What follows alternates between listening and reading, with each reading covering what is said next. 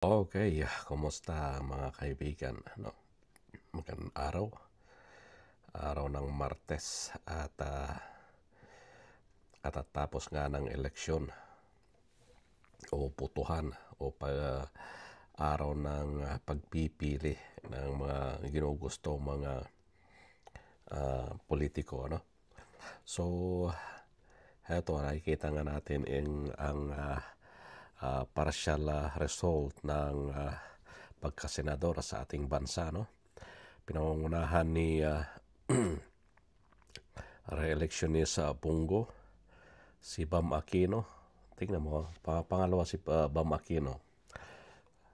At unexpected, no? Maraming nagulat dito. Dahil pumapangalawa si Bam Aquino. Pangatlo si Bato de la Rosa, si Erwin Tulfo. Malakas din si Erwin Tulfo, no? Si Pangilinan. Ayan, si Pangilinan. So,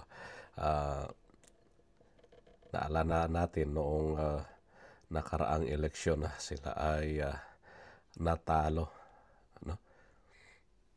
Nailampaso sila nung nakaraang eleksyon. Pero sa ngayon, pumapangalawa at saka panglima si Kiko.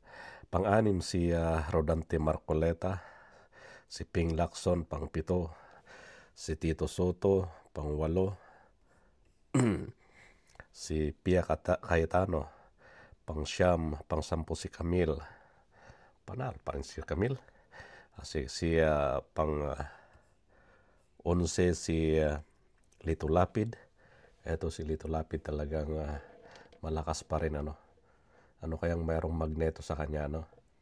At wala akong narinig na nagawa niyang batas mula nung kanyang pagkaupo bilang senador.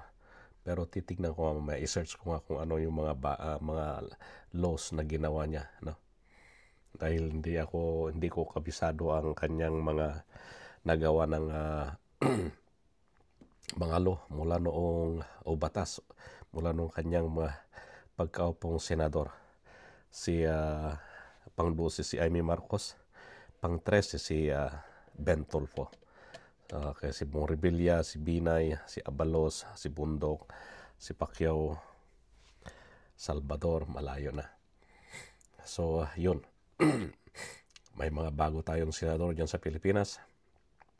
At makikita natin kung anong mangyayari dito sa napipintong impeachment trial dyan sa Senado ni BP Sara. At maraming pagbabago, no? Maraming pagbabago na mangyayari. At makikita natin. Total, yan naman ang pulso ng bayan. Yan ang mga pinili ng Pilipino. Yan ang ating tanggapin. Okay? Kasi yan yung mga pinili ng taong bayan na manguna sa Senado. Okay. At ganoon din dito sa Las Piñas, okay, yung bilyar ni Lampaso ni Santos. Sabi nga doon sa nabasa ko, no, 33 years na sila yung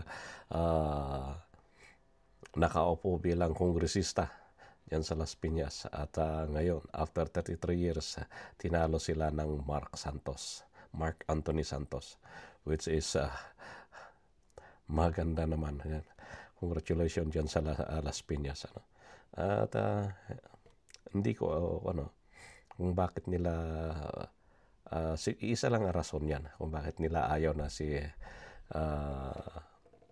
Bilyar, yung nanay ni Camille, ano?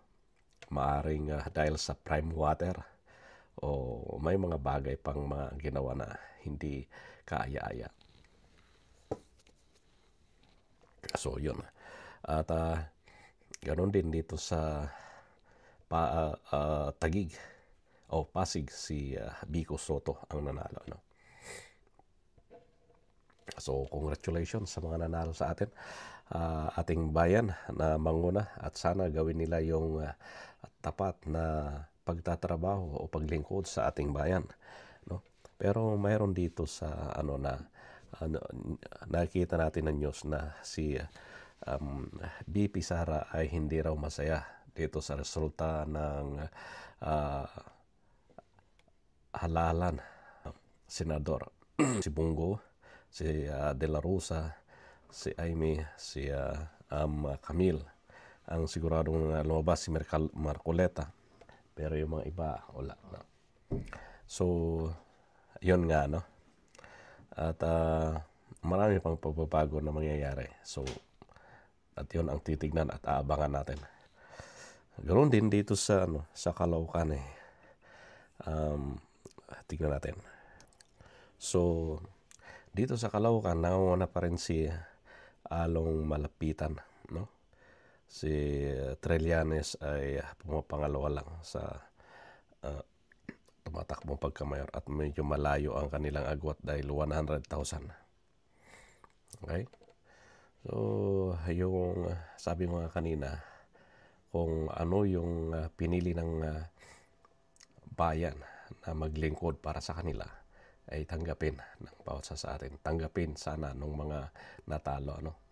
Kasi sila naman yung namili. Ngayon, kung ang outcome nun ay magsasuffer sila, at least sila yung namili. Yun nga, no? At God bless sa inyo lahat. At congratulations sa mga nanalo. At sa mga natalo, better luck next time. Ika nga.